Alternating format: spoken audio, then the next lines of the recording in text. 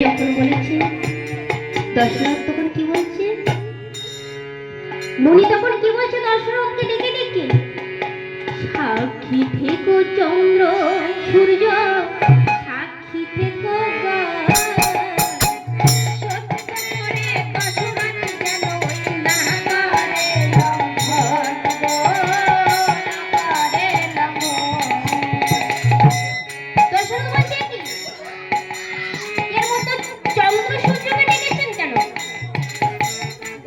বলছে, শোনো দশরথ, আমি তোমার কাছে কি চাইতে এসেছি জানো? না মুনিবর, এবার আপনি বলুন। শোনো শোনো দশরথ রাজা, শোনো দিয়ামো, হাই গো শোনো দিয়ামো, 6 দিনের জন্য চাই তোমার চিরামলক, হাই গো চিরামলক।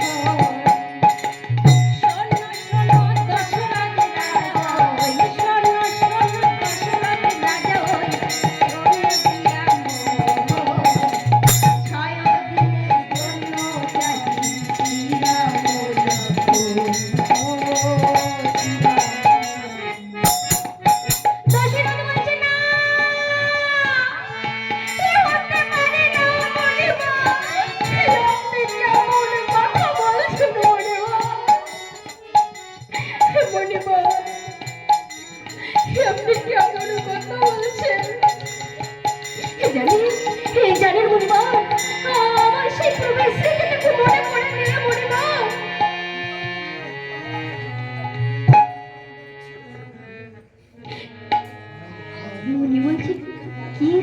কথা বলো, বলো দশরথ বলো, তোমার কি মনে পড়ে গেছে?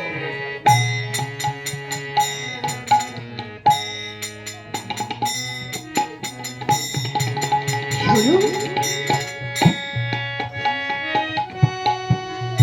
শোনো শোনো শোনো মুনিবর, একদিন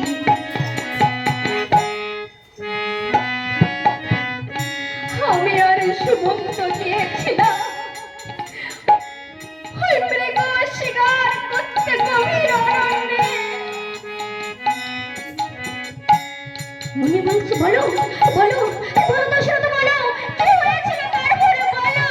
দশরথ বলছে, ওগো মুনিবর, আমি কেমন করে বলবো সে অভিশপ্ত জীবনের কথা। মুনি বলছে, না না দশরথ না, আমি শুনতে চাই, আমি সেই কথা শুনতে চাই। দশরথ বলছে, শোনো শোনো মুনিবর, আমি বলবো সেই কথা, কারণ আমি যে এই কথাকে আর ধরে রাখতে পারছি না।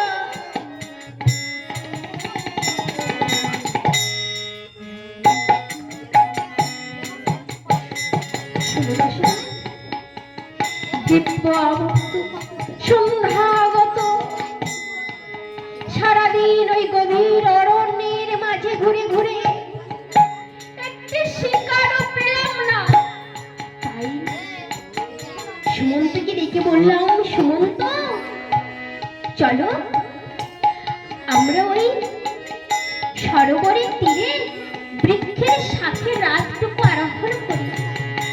আমার মনে হয় মৃগরা সারাদিন আহার আদ্রে সাঙ্গ করে রাত্রে নিশ্চয়ই সরোবরে জল পান করতে আসবে, তখন আমরা শিকার করব। এই বলে বসে রইল। চারিদিকে দিবাবসান সন্ধ্যাগত, যখন অন্ধমনির হয়েছিল বড় জল পিপাসা, তার পুত্র সিন্ধুকে ডেকে বলছে, সিন্ধু